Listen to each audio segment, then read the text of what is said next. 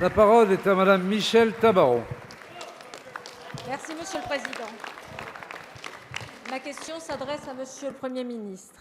À vrai dire, j'aurais aimé pouvoir interroger directement le Président de la République, car c'est lui qui, le 13 septembre dernier, a reconnu la responsabilité de l'État dans la disparition de Maurice Audin en juin 1957. Ainsi, alors que des milliers de soldats de Pied-Noir et de harkis ont tragiquement disparu, il a décidé d'honorer un activiste de l'indépendance de l'Algérie. Quelle douleur pour tous ceux qui ont défendu notre pays au péril de leur vie. Si le président veut s'intéresser à l'histoire, il doit la regarder des deux côtés et arrêter de sélectionner entre les mémoires. Mais une nouvelle fois, il a choisi ceux qui se sont battus contre la France, comme il l'avait fait déjà à Alger en qualifiant la présence française de crime contre l'humanité. Jeudi dernier, le président n'a pas eu un mot pour les 25 000 soldats français morts durant cette guerre. Pas un mot non plus pour des milliers de Français d'Algérie disparus. Ce n'est pas leur génération qui avait colonisé ces terres. Ils étaient nés et vivaient paisiblement dans des départements français. Ils ont été abandonnés à leur triste sort. Ce fut le cas notamment le 5 juillet 1962.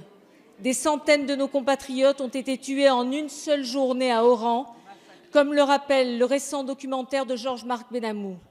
Alors, Monsieur le Premier ministre, ma question est simple. Le président va-t-il enfin s'intéresser à toutes les souffrances et reconnaître aussi la responsabilité de l'État pour les Français d'Algérie, les harkis et les soldats disparus ou assassinés après les accords d'Évian?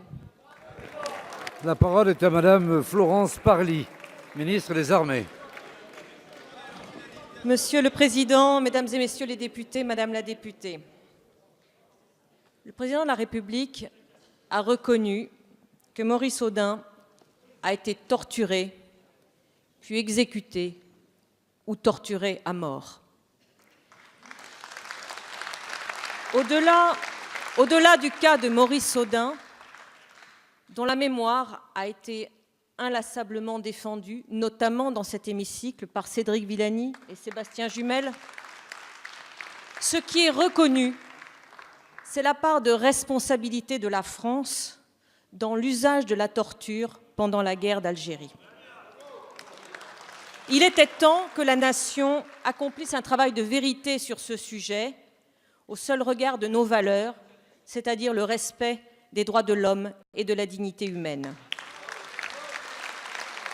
Le président de la République fait le choix de la responsabilité et de la réconciliation, là où, il me semble, vous faites celui de la mise en concurrence des douleurs.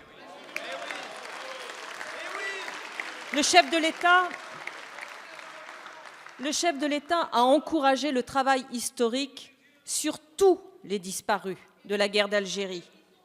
Et il fera bientôt des annonces, en effet, fortes en faveur des harkis. La nation est et demeure reconnaissante envers tous ceux qui l'ont servi avec honneur, notamment entre 1962 et 1964, et c'est la raison pour laquelle nous leur accorderons dès 2019 la carte du combattant.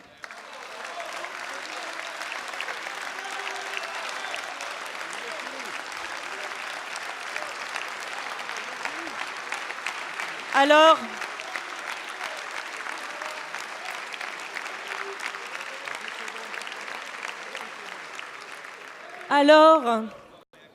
un peu de responsabilité et un peu de respect pour nos forces, pour nos anciens combattants, pour l'ensemble des victimes de la guerre d'Algérie et leurs familles. Et pour eux, au moins, faites preuve d'un peu de dignité. Merci, Madame la ministre.